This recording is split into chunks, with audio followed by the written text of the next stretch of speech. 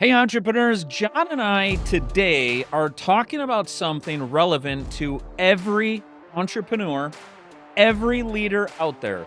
And it's the crossover between leadership in the business and leadership in your family, and how the skills that we apply in the business are almost a direct crossover to what we need to apply to lead our family well. John, what are your initial thoughts on the topic? Yeah, we all need it. We all need refreshing on it. We all need to focus on who are we as a holistic person. We just had an episode about that recently with one of our guests. You got to look at your life and your business as one holistic picture. It's an empire you're building. It's your family. It's your business. It's everything. And way too many times as entrepreneurs, we run down a path with our business completely separated from our life, and how we lead should be really who you are, not one person here and one person there. Can you lead the same way? And maybe that's a question we can dive into today. Are you two different people? One person at work and one person at the home? Are you maybe too much the same? Or do you lead situationally in those situations, but bring the same characteristics and values to both settings? So I love the topic, Rich, and I think a lot of entrepreneurs can learn from it. I want to tell you a story. Just this morning, I had a coaching client who had a scenario where there was some conflict between their wife and their daughter. And they had asked for some advice on it and said, "Hey, here's some stuff going on. It's actually impacting me at work. Like, I'm having a hard time. My mind is drifting to some of the issues at home. And I want to run it by you. I want to get some of your thoughts." What I suggested to him, some of the stuff that we would suggest to our coaching clients in a leadership role at work. So here's what I suggested: that he start with his wife. Now, I'm going to say this is going to be like, oh, it's you're businessing your wife. No, I'm not. But I'm going to explain the business principle and its application in a marriage in this case. The business principle is there being a gap for the learner, the person who you believe needs to learn something. So in this case, he actually believed his wife was in the wrong and she had something she needed to learn, but she wasn't ready to talk about it. So I said to him, you know how to do this. You need to set a gap. The difference between where she is now in her relationship with the kids and where she wants to be. I said, that's what we would do in business. That's what you could do at home. And an easy way to do it, just go home and ask your wife, hey, what do you envision as the ideal relationship with the kids? I said to him, just seek to understand. Just ask a whole bunch of questions. When would that happen? And would you initiate that or would the kids initiate that? How many times would that happen? What does that look like? What does that feel like? And just explore what the images she has in her mind of the ideal relationship with the kids. I said to him, now don't do what you often do. Don't immediately go into problem solving and start advising her on what to do. Just leave it there. Hey, thanks. I really appreciate knowing what ideal is. Obviously, we're not there right now. Want to grab dinner? I said, she's going to be expecting you to fill the gap. She's going to be expecting you to direct her next. She may even ask you to. Don't take the bait. Let her sit with it over the course of the next day. And she's going to be interested in, okay, clearly I'm not there. And if she asks you, hey, what do you think? Tell her, I don't know right now. This is really important stuff and it's really complex and their family relationships. Let me sit on what you said and come back and we'll talk about it tomorrow. And we talked, this client of mine and I, and we said, when he came back the next day, and he hasn't done this yet, but when he would come back the next day, what he and I worked out as an option is for him to say, you know what I think I want to do? I think I want to see a therapist. I want to see a professional who can advise me on the situation, and I'd love it if you joined me. So instead of coming back and filling the gap by saying, here's what you need to do in order for you to have a better relationship with the kids, it's coming back and saying, I'm not exactly sure what needs to be done. And he really isn't. So don't act like you are. So some of the principles in this that I applied from business, now I'm not a therapist, right? But I can apply business principles in personal relationship settings. Make sure there's a gap if you want to teach somebody something. Don't problem solve right away. Seek to understand. And when you come back and ultimately have some thoughts for them, don't immediately start assigning responsibilities on what they need to do. Make it conversational and suggest what you can do to help and do your part as a leader. So that's an example from John. This was 4 hours ago. Just had this exact conversation that applies business principles into life. Rich, you may or may not believe this, and this is not orchestrated. I can relate this exact same scenario that you coached one of your coachees on in a personal situation in the home to one that I coach a coachee this morning related to something in their business. Wow. So I'll give you a good example. The CEO of the business, they're behind their sales targets 2 months into the year. And he has a meeting with his VP of sales tomorrow, and they're going to sit down and kind of walk through. And we were talking through how to approach it. And where did we start? Gap. Where was your forecast? How are you trending? How are you looking? Tell me, what is your ideal scenario you'd like to be in your sales right now versus where are you? So the gap part where the VP of sales would be gapping. Then seek to understand a little bit more. Seek to understand, okay, what do you think is contributing to this and what's happening? And I remember I said to him this morning, I was like, listen, you want to seek to understand the position. You want to be a supportive coach in this particular situation, be a very supportive member, even though you're the boss, you're the CEO, and as your VP of sales, don't go into it like, why are you behind? Don't start challenging and questioning. Just seek to understand their view on everything, right? Was going to be their meeting that they have set for tomorrow. And then start going to, how can I help? What are the things I can do to potentially help the situation? To your point, which is don't start going aside, okay, you do this and you do this and you do that.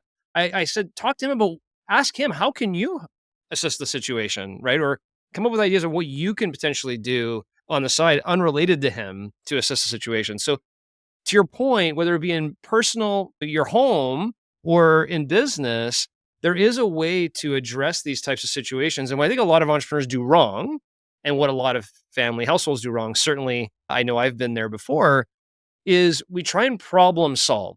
And I can remember Amy years ago coming back and she was telling me about a situation at her work. And every time she would do that, I would be like, maybe you should try this, and maybe you should try that, and maybe you should try this. And she's like, I just want you to listen. I wasn't looking for you to problem solve, just listen. And it brings me back to this idea of servant leadership. And the concept in servant leadership that I also talked to this coachee specifically this morning about was reverse the org chart. It's easy for us entrepreneurs to think about the org chart at home.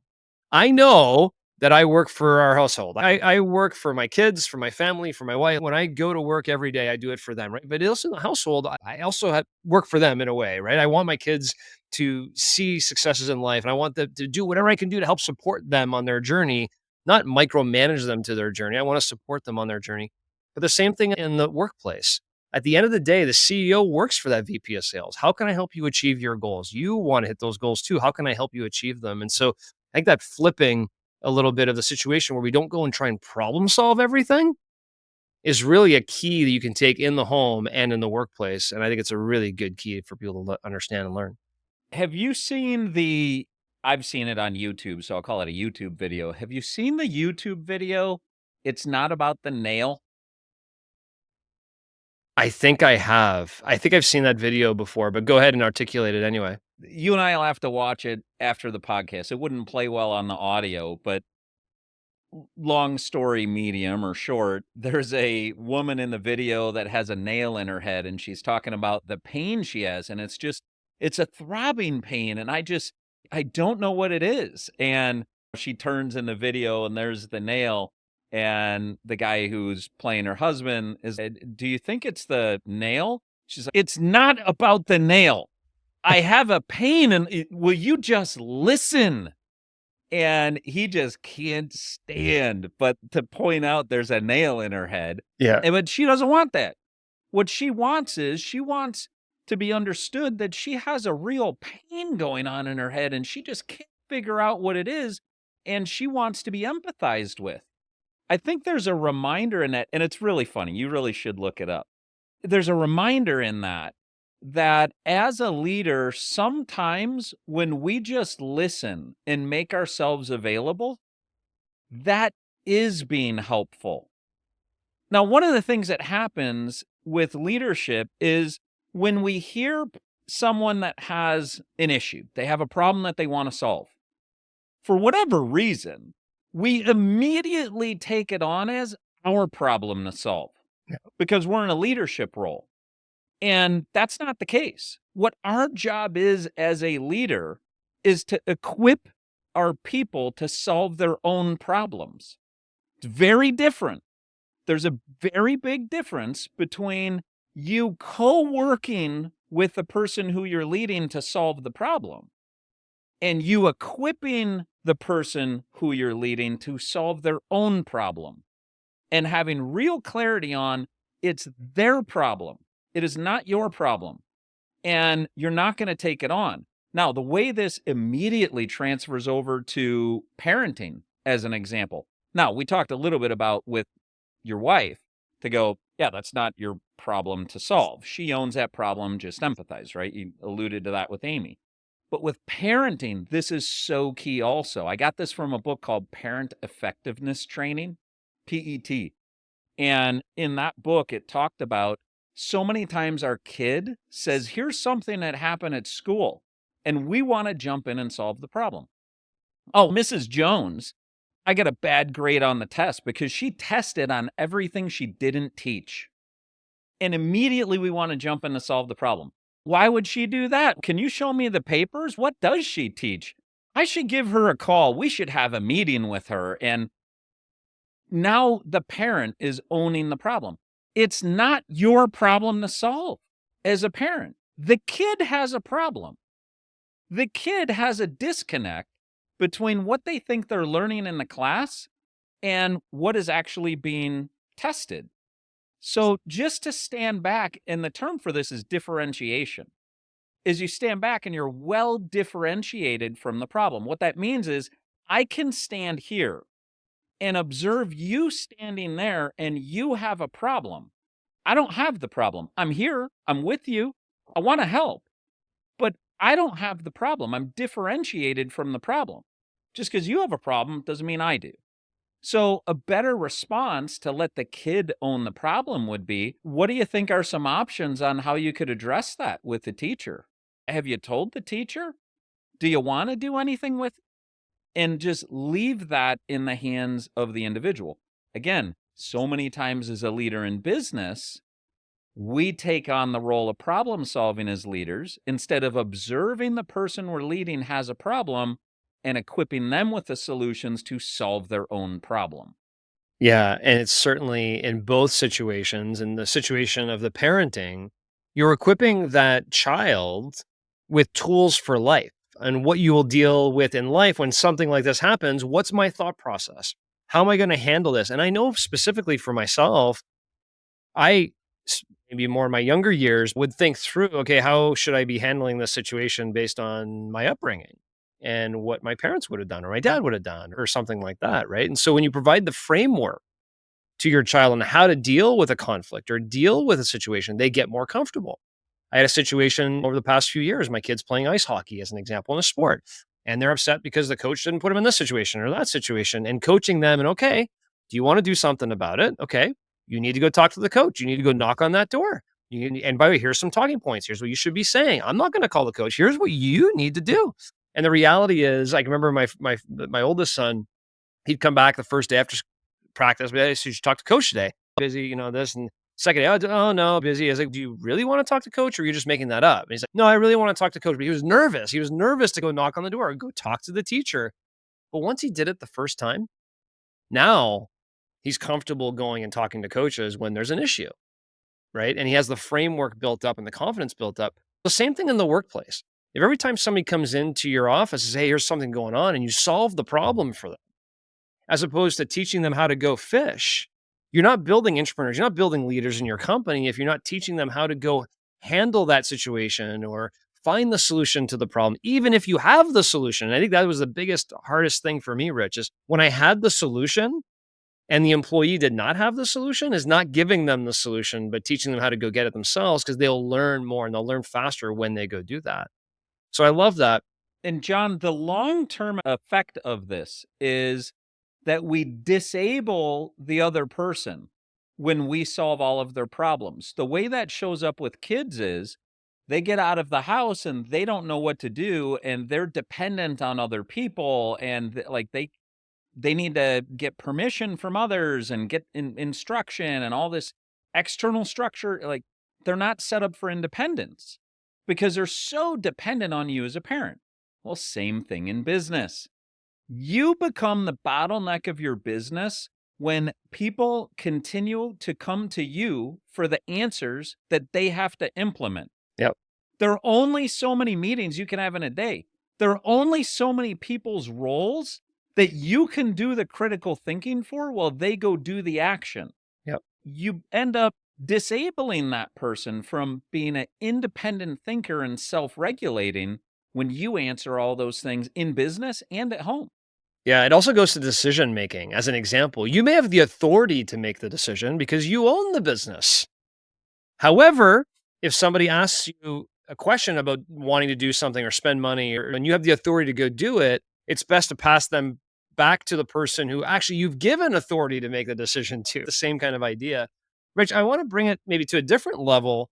Talk to me about accountability. In later years, or earlier years, I should say, I can remember my mom getting the wooden spoon out and being, "Hey, you're in trouble." You'd never see that in the workplace.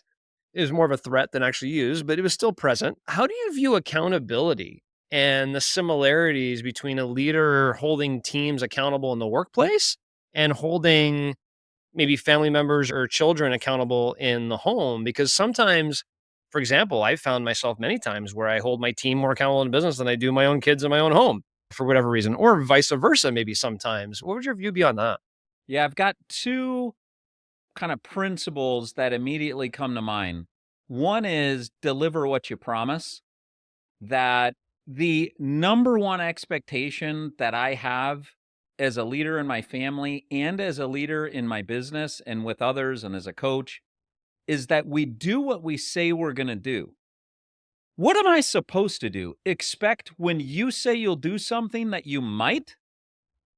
No. When you say you'll do something, I should expect that you'll do it. So that's number one. And I would say number two, I'd actually import from my family life and to see the parallel in business. So many times I go business to family. This one's family to business for me, which is educate, then punish. Shelby and I use that in how we develop independence in our four daughters. Is if we think they may not know better and they did something that's really been the wrong, or we think you should have known better, but it's never a conversation we actually had. We want to educate them, let them know what the consequences are of continuing to do that. Then if they do it again, then we'll punish them. But we don't come out of the gate with a punishment. We personally are not spankers. We're also not yellers. We believe that in our family, we actually control everything in the life of a kid, and there's so many more options other than a power play of threat and intimidation, of raising a voice or making somebody scared. There's so many other ways that we can punish. Now, we go over to business and we go, shouldn't we be doing the same thing with our employees? Is educate and then punish? In other words, if somebody take something out of the storeroom and they're a newer employee 3 months in and they take something out of the storeroom and you have a checkout policy in the storeroom. And if that's not anything they've ever been educated on, how do you punish them? How do you say, oh, we're going to charge you back for that? And by the way, we charge double when people take things out of the storeroom, even though we've never talked about it. No, you've got to educate first. And then if somebody crosses the line, then there's a time to say, oh, now there's something more we're going to have to do than just have a conversation and educate. So those are the two things that come to mind for me, John, that I think cross over between business and family when I think of accountability. Yeah, that's great. I love that, educate first at all times and make sure it's there. And a lot of times when it comes to reprimands or something past the education part, a lot of times the individual, if you educate them the right way, kind of know themselves maybe what they should do in the future, or it's almost a self-reprimand in and of itself. I asked a question earlier or made a statement earlier that, you know, who you are as an individual should be the same. My values are the same. It doesn't matter if I'm at work or at home. One of my values is I deliver what I promise. That's one of my values, as an example. How often, I guess I'm just curious for you, if I asked Shelby or your daughters, what are Rich's three core values or anything? I'm assuming they would be, oh, Rich's three core values are into our brain. They may not know exactly what they are, but it'd be fun to, if you ask my two boys, hey, what do you think John's values are? Like, what do you think he values the most? I'd be curious to have those conversations. It's the same thing. I mention this to companies all the time. If your employees walk by right now and I ask them, what are the core values of the company? Could they recite them? I don't think our family could recite our cumulative core values. And maybe that is too businessy to be, hey, I want you all to understand our core values of the company, but or the family, but you made a really good point around the deliver what you promise, right? Like a family may know, hey, here at this household, the Hoffman household, like if we say we're going to do something, we do it, right? And there's values. So I'm just curious your thoughts on bringing your full self, your full values to work and the home. And I know in the home, we talk a lot about everybody knowing what the values are and the behaviors behind the values and everything. But in the home, we don't really have a business strategy session with our kids and family to go through, okay, here are our core values and here are the behaviors. How are other ways you can implement those values and behaviors into your family so people are really cognizantly aware of what they are? Yeah, I don't know that my family would say, here are the three core values that Rich or dad has. I haven't articulated it quite that way. I think if they were asked, what does he value most in relationships with people and other people's character? What are the values that he demonstrates? I think they'd come up with something.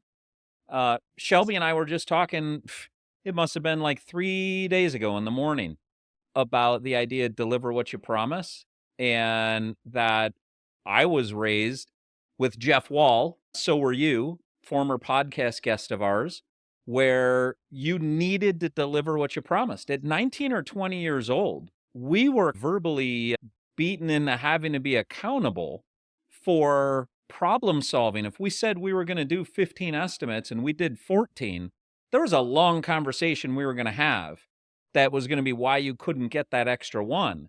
And eventually we learned it was easier to get the extra one than to have that conversation. And we'd do a little sacrifice in order to get that extra one so we could avoid that conversation about why we didn't deliver what we promised. So that's really ingrained in us.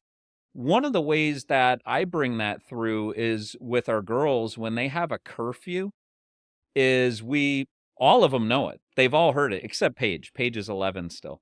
All the others have heard it, especially when they end up having a car, is the curfew is 11:30. I have the same speech every time. The curfew is 11:30. 11:31 is not 11:30. 11:20 is before 11:30, but 11:30 is not 11:33. 11:30 is 11:30. And guess what happens? They all miss the curfew once. They've already been educated, and we punish once, and then all of them forevermore in our experience, all of them are home by 11:30.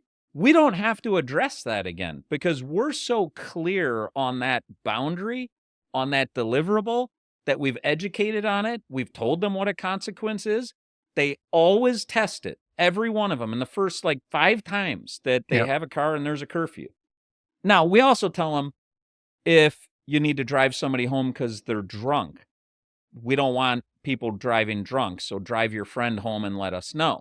Yep. If some really unforeseen circumstance comes up, call us. Let us know. If you want an exception to the rule, call us. We'll talk about it. But you got to call before 11:30. Yep. So that's an example of how we've really taken deliver what you promise into the family. Yeah. It's a really good example too that people always test your rope.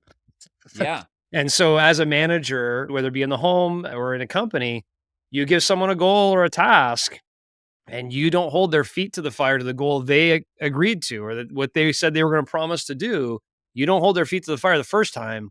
You don't hold their feet to the fire second time. You don't hold their feet to the fire the third time. Forget about it. They will Mhm. never be accountable to the goals they set with you. Versus if you do that and really, yeah, I could just imagine your girl's coming home at 11:31 and you're just sitting there at the door for what? Yeah. Hey, let's sit down. Like you're Yeah. waiting for Well, it. we actually had one of them. We ask them to text us when they're home and say the garage door has to be down by 11:30. And one of them tested us and said home is what they texted us. Yeah. And then we ended up hearing the garage door a little bit later. So, yeah, we ended up having that conversation about they said they were home when they were actually at the stoplight. Yeah, that's funny. Here's another one, John, is just yesterday, I think it was, that Shelby and I went in and we had Paige's review from her teacher, which, by the way, I hate that they don't do A, B, C, D, E. And there's like progressing meets, like, Yeah. I don't even understand some of that. Like, just tell me, where is the kid on a grade? But one of the best things we heard was from a PE teacher who said, I really appreciate that Paige stays after and cleans up other people's stuff. And that's one of the values that we teach our kids is don't just clean up after yourself. Leave a place cleaner than you arrived to it.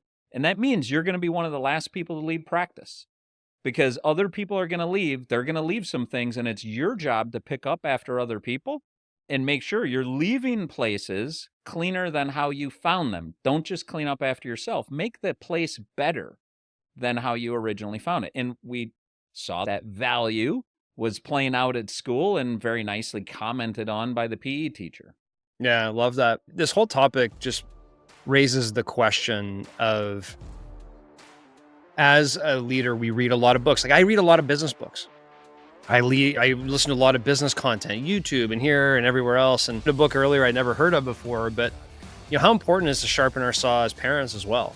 Because there are some nuanced differences between leading a company and a business and leading in the household and having a great relationship with your spouse and your kids maybe a little bit differently. And there's areas there to sharpen our saw because it is such formative years for our children and such important years for us and our spouses enjoying our time together. Thanks for bringing up that topic. What was that book again? I would like to look into it. Parent Effectiveness Training, PET. I'll tell you a good one I have is Raising Entrepreneurs. Oh, I love that one. Yeah, that's one I would like to get. Yeah, that's a good one too. Awesome. Hopefully you all enjoyed this conversation and episode today with Rich and I talking about how you can take your leadership skills, not only in the workplace, but also in the home. Talk to you next week.